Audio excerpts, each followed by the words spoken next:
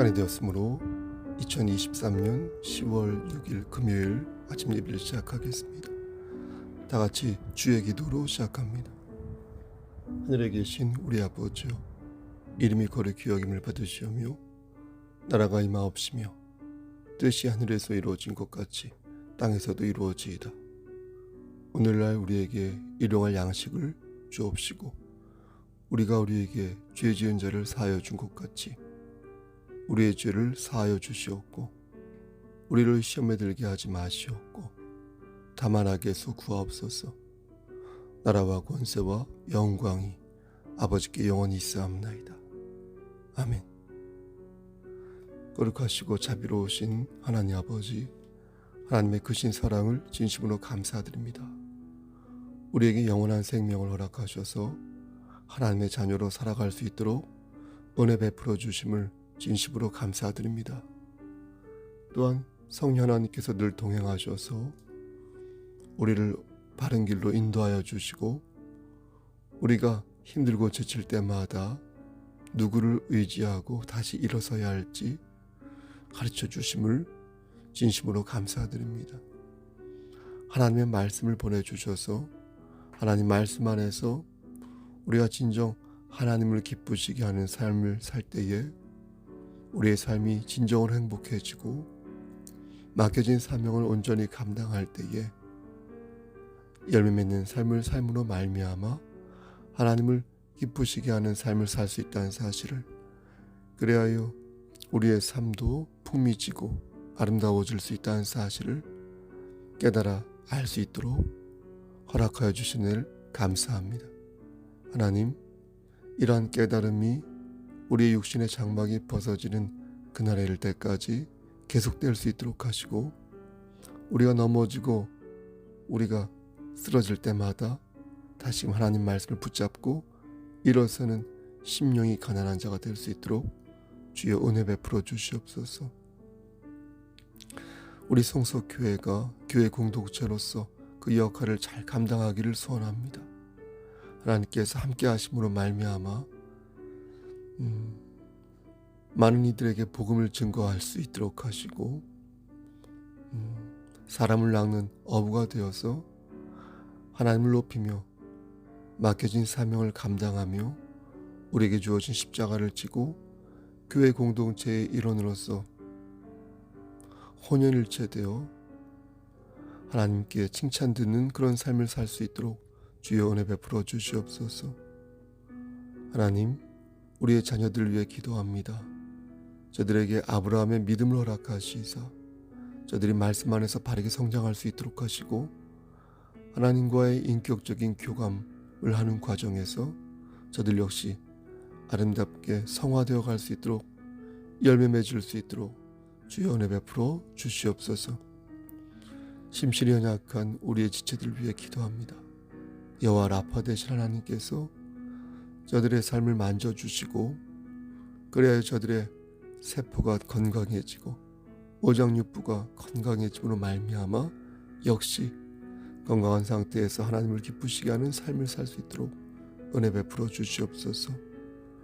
우리가 정말로 건강하게 살다가 하나님의 일을 감당하며 살다가 하나님 만나기를 소원하오니 하나님, 우리에게 영육의 강건함을 허락하여 주시옵소서. 모든 말씀 우리를 위해서 구속하여 주신 예수 그리스도인 받들어 감사하며 기도드렸사옵나이다. 아멘. 하나님 말씀 고린도전서 1장 2절에서 3절 말씀입니다. 고린도전서 1장 2절에서 3절 신약성경 제성경으로 263쪽입니다. 고린도에 있는 하나님의 교회 곧 그리스도 예수 안에서 거룩하여지고 성도라 부르심을 받은 자들과 또 각처에서 우리의 주 곧 그들과 우리의 주 되신 예수 그리스도의 이름을 부르는 모든 자들에게 하나님 우리 아버지와 주 예수 그리스도로부터 은혜와 평강이 있기를 원하노라. 아멘. 하나님, 이 말씀을 들어 사용하여 주시옵소서. 예수님의 이름으로 기도하였습니다. 아멘. 말씀을 짧게 전하도록 하겠습니다. 가만히 생각해 보면 우리 주변에 여러 방법이 참 많이 있습니다.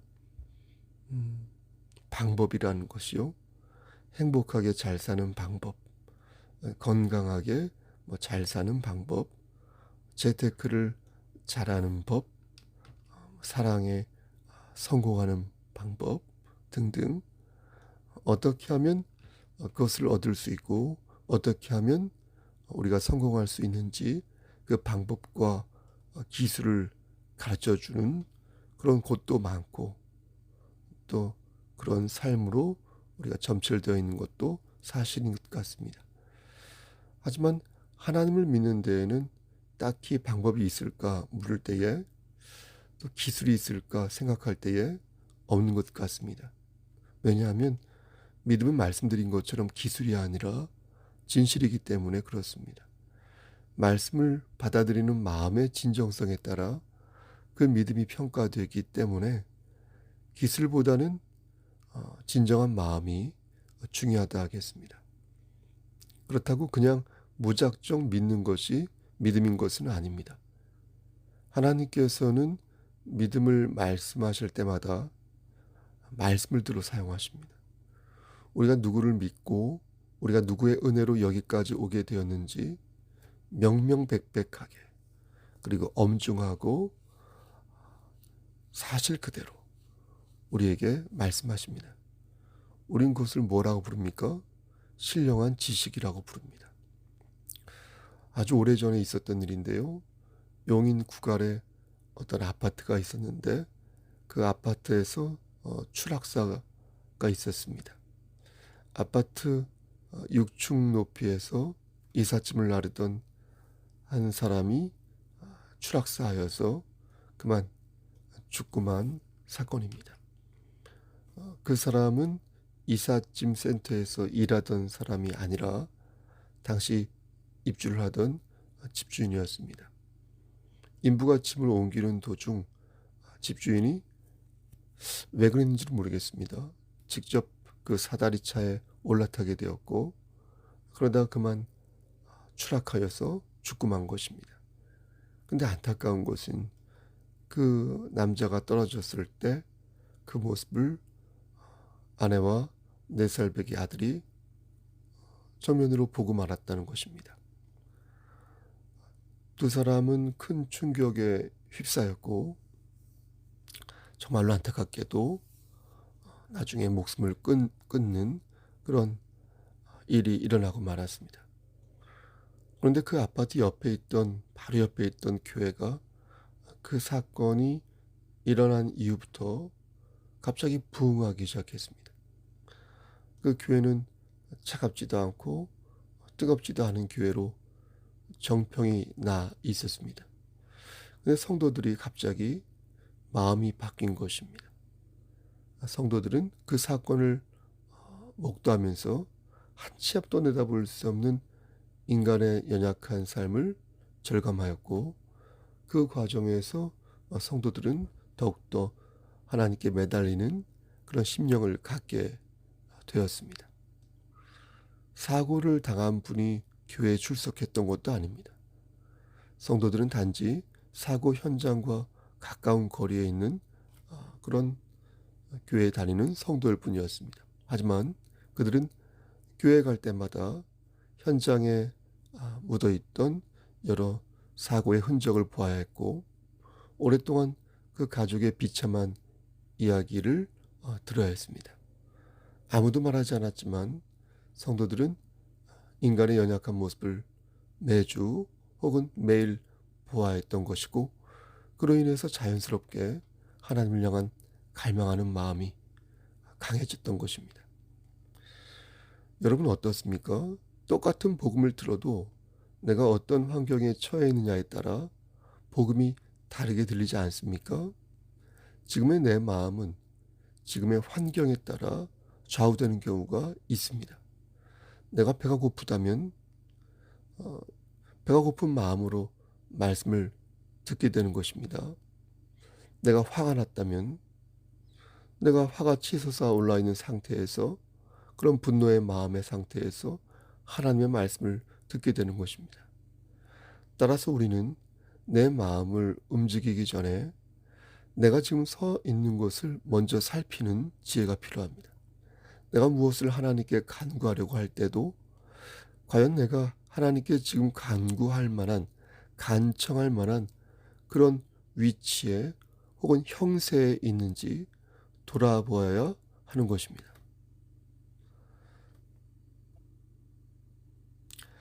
추악하고 이기적이고 하나님 보시기에 죄만 짓는 사람이 무언가를 간구한다면, 그럼 먼저 주님 앞에 무릎을 꿇고 회개를 해야 할 것입니다. 내가 담그고 있는 그 발이 하나님 보시기에 얼마나 복된 발인지 돌아볼 때 비로소 우리는 올바른 간구와 성령의 내주하심을 깨닫게 되는 것입니다. 사도 바울은 고린도에서 복음을 전하였습니다. 고린도 사람들은 사도 바울이 전한 복음을 듣고 주님을 믿게 되었습니다. 드디어 고린도에는 고린도 교회가 세워졌습니다. 그런데 사도 바울은 고린도 교회를 향하여 복음을 너희로 알게 하노니 라고 말합니다. 즉 이미 복음을 알고 있는데 다시 복음을 알게 하겠다는 것입니다. 이 말씀은 제가 여러분들에게 매일 복음을 전하는 것과 같습니다. 제가 복음을 매일 전한 이유는 여러분이 복음을 제대로 이해하지 못해서 그렇게 하는 것이 아니라 복음으로 하루를 맞이하는 것이 저와 여러분들에게 큰 복이 되기 때문입니다. 영어단을 외울 때나 수학 문제를 풀 때 반복 학습이 중요하듯 복음 역시 여러 번 들으면서 우리의 신앙을 돌아보게 되고 재점검하여서, 그리하여서 문제점을 발견하면 다시 하나님께 간청하고 그렇게 보완하며 일어설 수 있는 것입니다. 이렇게 말씀드리는 저 역시 마찬가지입니다. 따라서 우리는 하나님의 말씀을 듣고 예배를 드리는 것이 생활화되어야 할 필요가 있습니다. 생활이 되려면 변덕을 버려야 합니다. 변덕이 죽을 듯한 성도들은 예배를 생활처럼 드릴 수가 없습니다. 지긋하고 성실하고 정직한 성도만이, 뚝심 있는 성도만이 예배를 삶처럼, 우리의 생활처럼 드릴 수 있습니다. 우린 내 기분에 따라 복음을 들어서는 아니 될 것입니다. 중심을 가지고 안정적으로 말씀과 기도의 생활을 위해서 노력해야 할 것입니다. 복음을 굳게 지키는 것은 그래서 결코 쉬운 일이 아닙니다. 하지만 굳게 지키지 아니하면 큰 낭패에 직면할 수 있습니다. 마태복음 7장에서 예수님께서는 뭐라고 말씀하셨습니까? 주여 주여 하는 자마다 천국에 다 들어가는 것이 아니다, 이렇게 말씀하셨지 않습니까? 주여 주여 하는 자마다 천국에 다 들어가는 것이 아니다. 그리고 심판날에 많은 사람들이 예수님 앞에서 이렇게 말을 할 수 있다고 그러셨습니다. 예수님, 저는 당신의 이름으로 선지자 노릇을 했으며 당신의 이름으로 많은 권능을 행하지 않았습니까? 당신의 이름으로 지금껏 교회에 충성 봉사하지 않았습니까? 하지만 예수님께서는 그런 이들에게 뭐라고 말씀하셨습니까? 단호하게 말씀하셨습니다. 내가 너희를 알지 못하노라. 너희가 어디로서 왔는지 알지 못하겠다. 생각하는 모든 자들아, 나를 떠나가라. 사랑하는 성도 여러분, 그러므로 말씀을 지키시길 바랍니다. 생활 속에서 말씀을 지키시길 바랍니다. 말씀을 굳게 지키지 아니하면 심판날에 벼락 같은 소리를 들을 수 있습니다. 주께서 나를 떠나가라고 말씀하신 이유는 우리가 복음을 굳게 지키지 않았기 때문에 그런 것입니다. 우리가 복음을 굳게 지키지 아니하고 헛되이 믿는다면 우리는 구원에 이를 수 없습니다. 천국문이 바로 코앞인데 그 코앞에서 복음을 지키지 못하여 구원에 이르지 못한다면 그것처럼 속상한 일도 안타까운 일도 없을 것입니다. 여러분이 진정 천국에 가기를 원한다면 하늘에 계신 하나님의 뜻을 늘 물으며 말씀 안에서 열매 맺는 삶을 살기 위해서 인내하고 노력해야 할 줄 믿습니다. 예수님의 인격을 담기 위해서 최선의 노력을 다하며 그 과정에서 하나님의 주권을 받들고, 그래서 내가 하나님을 더욱더 의지해야겠구나, 이렇게 깨달아 알면서 다시 일어서기를 소원합니다. 선지자 노릇을 하고 귀신을 쫓아내고 교회 충성 봉사를 했음에도 그 인격에 예수 그리스도의 인격이 묻어나지 않는다면 그는 구원에 이르는 길이라고, 그 길을 걷는다고 말할 수 없을 것입니다. 주의 이름으로 어떤 좋은 일을 행하였다고 말하면서 교묘하게 그것을 이용하여 자기의 공적을 세우려고 한다면 그는 구원의 길을 걷고 있다고 말할 수 없을 것입니다. 예수 그리스도를 정략적으로 이용하여 표 한 표를 더 얻기 위해서 고해성사하고 세례받고 목사님들과 손과 악수 몇 번 했다고 해서 그들이 진정 구원의 길을 걷고 있다고 말할 수 없을 것입니다. 여러분, 자기의 행적을 위해서 주의 이름을 이용해서는 아니 될 것입니다. 우리는 어린아이와 같이 순수하게 우리 주 예수 그리스도를 섬기고 주님의 가르침을 순종하며 따르는 자가 되어야 할 것입니다. 거듭 말씀드리지만 이렇게 말씀드린 저 역시도 마찬가지입니다. 가르치는 자도 마찬가지입니다. 내가 지금 바르게 주를 믿고 내가 지금 주의 말씀을 향하고 있는지 반성하고, 문제점이 있다면 회개하고 다시 하나님을 붙잡고 하나님의 은혜를 구하며 일어서는 자가 되어야 할 것입니다. 우리 주님께서는 말씀을 굳게 지키지 아니하고 헛되이 주의 말씀을 믿는 자에게 행악하는 자들아 나를 떠나가라고 말씀하셨다는 사실을 우리는 꼭 기억해야 할 것입니다. 이 말씀을 우리가 막판에 들으시겠습니까? 그것이 싫다면 매주 말씀을 들을 때마다 우리의 운동화끈을 다시 고쳐매는 일을 반복해야 할 것입니다. 주를 사랑하는 그 순수한 마음에서부터 내가 혹시 멀리 떨어져 있다면 마음속 깊이 주님께 아뢰는 시간을 가져야 할 것입니다. 여러분, 기도하는 시간을 가져야 할 것입니다. 여러분, 찬송하는 시간을 가져야 할 것입니다. 여러분, 말씀을 놓고 묵상하는 시간을 가져야 할 것입니다. 나의 행적을 위해서, 나의 만족을 위해서 주님을 이용한 적이 있었다면 깊은 회개의 시간을 가져야 할 것이고, 내 인격 속에서 예수 그리스도의 인격을 담기를 거부한 적이 있다면 그 또한 깊이 통회하여 회개하는 시간을 가져야 할 것입니다. 예배 전에 미리 나와서 묵상하면서 한 주간 동안 자신의 삶을 돌아보며 더욱 하나님께 은혜를 간청하는 그런 시간을 가져야 할 것입니다. 거짓된 공언을 하는 자들은 주님 앞에서 불법을 행하는 자들입니다. 불법을 행한다는 것은 제멋대로 행하는 행동을 뜻합니다. 하나님의 뜻이 서야 할 그 자리에 자기 자신의 뜻을 세우는 것을 뜻합니다. 하나님의 길을 따르는 것이 아니라 자신의 욕망을 따라가는 것을 뜻합니다. 복음은 기쁜 소식입니다. 어제 들었을 때는 기뻤는데 오늘 내가 기분이 안 좋으니까 복음도 신경질, 질이 떨어지는 것이 아니라 만고불변, 영원무궁한 것이 바로 복음입니다. 기쁜 소식을 굳게 지키고 헛되이 보내지 않아야 이유는 그 기쁨이 우리의 진정한 기쁨이 될 수 있기 때문입니다. 복음의 열매를 맺고 우리의 삶 속에서 예수 그리스도의 인격을 실천함, 하나님께서 주신 사랑을 함께 나눌 때 우리 주님께서는 우리를 어떻게 하시겠습니까? 꽉 안아주실 것입니다. 내가 너의 아버지가 되는데, 내가 너의 삶의 주인이 되는데 너 지금 어디 가려고 하는 거냐? 네가 잠시 흔들렸던 거 안다. 네가 잠시 너의 욕심을 위해 날 이용했던 거 안다. 네가 잠시 세상에서 방황하고 네가 잠시 세상의 정욕을 쫓았던 것 안다.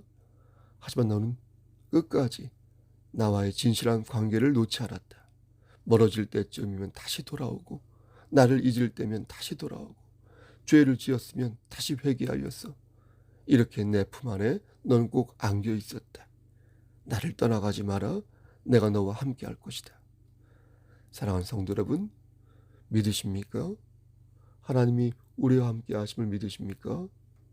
궁극적으로 우리가 붙잡고 가야 할 분이 오직 여호와 하나님이라는 사실을 우리 주 예수 그리스도 안에서 여러분 믿으십니까? 사랑하는 송석교회 성도 여러분, 저 역시 사도 바울이 고린도 교회 성도들에게 말씀하였던 것처럼 말씀드립니다. 하나님의 교회 곧 그리스도 예수 안에서 거룩하여지고 성도라 부르심을 받은 자들과 또 각처에서 우리의 주 곧 그들과 우리의 주 되신 예수 그리스도의 이름을 부르는 모든 자들에게 말씀드립니다. 하나님 우리 아버지와 주 예수 그리스도로부터 은혜와 평강이 있기를 간절히 소원합니다. 아멘. 이제는 우리를 죄에서 구속하여 주신 우리 구주 예수 그리스도의 은혜와 아버지 하나님의 만극하신 그 사랑하심과 성령 하나님의 인도하시고 교통하시는 모든 은혜가 늘 우리와 함께 하셔서 우리를 바른 길로 선도하여 주시길 소원하는 하나님의 말씀을 붙잡고 그리하여 열매 맺기를 소원하는 여기 모인 성도와 그들의 가정과 이 재단과 이 나라 위에 하나님의 크신 사랑하심이 세세토록 함께 계실지어다. 아멘. 예배를 마쳤습니다. 여러분 오늘도 주 안에서 승리하시고요. 무슨 일 있으면 연락 주시고요. 신방을 원하시는 분은 언제든 연락 주시길 바랍니다. 저의 여러 스케줄 중에서 가장 우선인 것이 예배를 드리는 것이고 두 번째로 여러분들을 만나는 것이라는 사실을 여러분 꼭 기억하셔서 언제든 필요하시면 불러주시길 바랍니다. 여러분 오늘도 주 안에서 승리하십시오. 샬롬.